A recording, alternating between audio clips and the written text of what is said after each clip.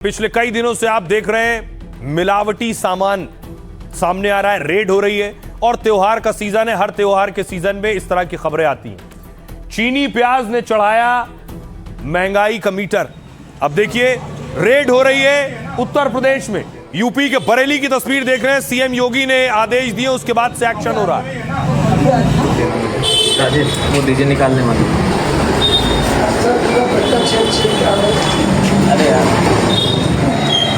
अरे यार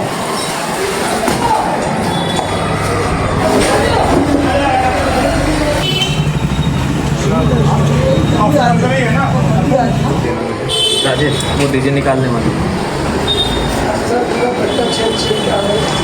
अरे यार अब देखिए जरा, बरेली के अलावा ये मेरठ की तस्वीर है। प्रशासन ने मावा जब्त किया है। ये वही मावा, इस तरह के मिलावटी मावे से मिठाई बना दी जाती है और त्योहारी सीजन में परोस दी जाती है।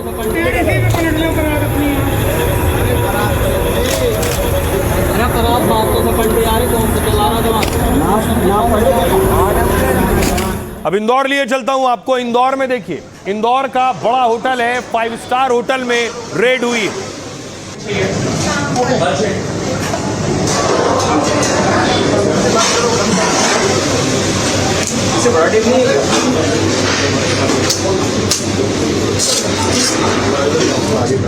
इसके बाद देखिए सील लगा दी है।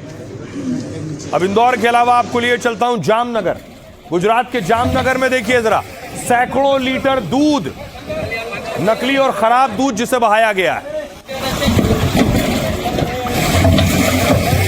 देखिए 7,150 लीटर दूध है, 7,150 लीटर दूध जिसे बहा दिया गया।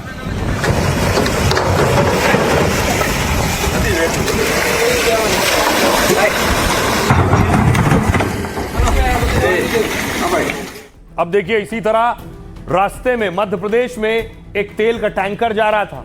तेल का टैंकर पलट गया और तेल की लूट शुरू हो गई। ये मध्य प्रदेश के गुना की तस्वीर है।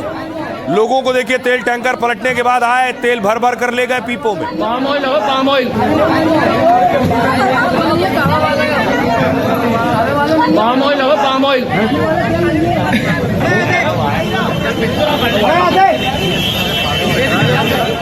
अब देखिए हापुड़ से तस्वीर सामने आई। हापुड़ में, यूपी के हापुड़ में मिलावटी मावा पर एक्शन हुआ।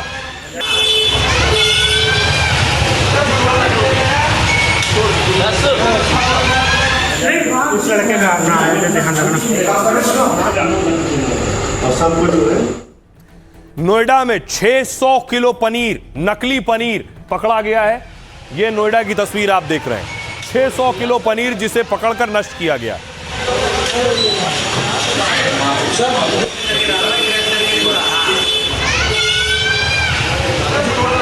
तो योगी ने सख्त ऑर्डर दे दिए, जो नकली बेच रहा है या फिर अवैध तरीके से जमाखोरी कर रहा है, उन सब पर एक्शन लिया जाएगा। इसकी शुरुआत चीनी से हुई। देखिए देश में पिछले कुछ दिनों से चीनी सबसे ज्यादा चर्चा में, क्योंकि त्योहारी सीजन में चीनी के दाम काफी बढ़ गए।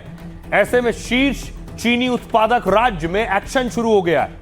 यूपी में योगी सरकार जमाखोरी और कालाबाजारी रोक रही है, इसलिए योगी के निर्देश पर ताबड़तोड़ रेड हो रही है।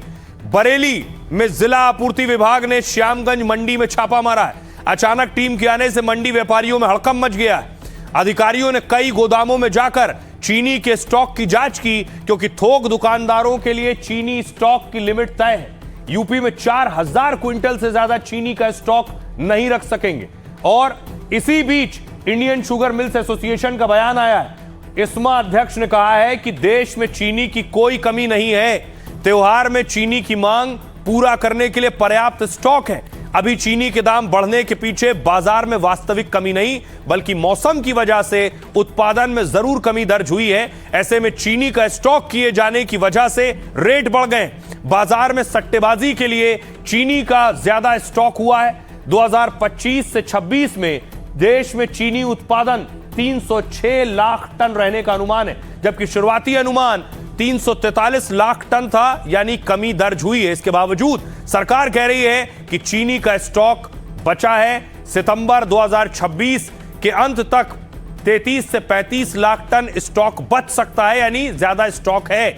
घरेलू जरूरत पूरी करने के लिए पर्याप्त चीनी मौजूद है, क्योंकि भारत में सालाना चीनी की खपत 280 से 285 लाख टन है। हर महीने लगभग 23 से 25 लाख टन चीनी की खपत होती है। हालांकि रक्षाबंधन, दिवाली और शादियों के सीजन में मांग बढ़ती है, लेकिन सरकार का कहना है कि चीनी पर्याप्त है। सुनिए सियासतदानों को।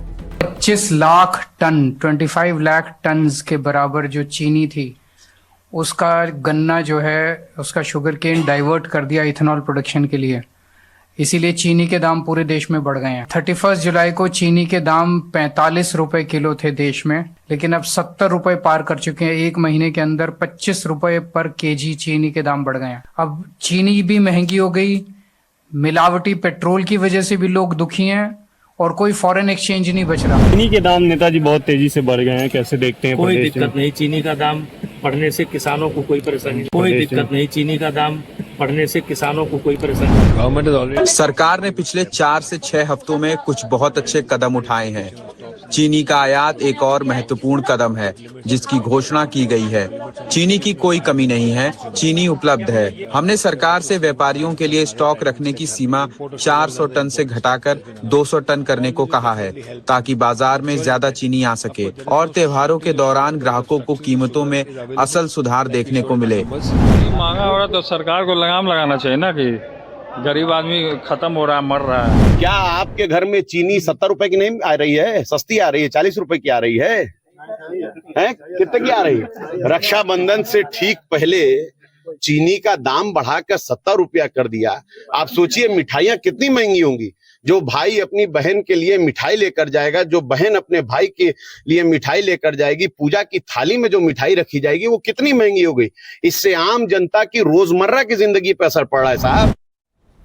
अब देखिए जरा, बड़ी चीज यह है कि एक्शन तो हो रहा है, लेकिन चीनी के दाम बढ़ने से मिठाई के दाम भी बढ़ रहे हैं, लेकिन मावा भी नकली आ रहा है। देखिए एक तस्वीर आई है हमीरपुर में, वहां पहुंची पुलिस और हलवाई से कह रही है अपनी बनाई हुई मिठाई खाओ, तो उसने हाथ जोड़ लिया, अपनी बनाई मिठाई खाने को तैयार नहीं। आप भालो गुजारो यार, आप भालो गुजारो यार, क्योंकि ऐसा करिए अपने हाथ से डाल दीजिए इसमें,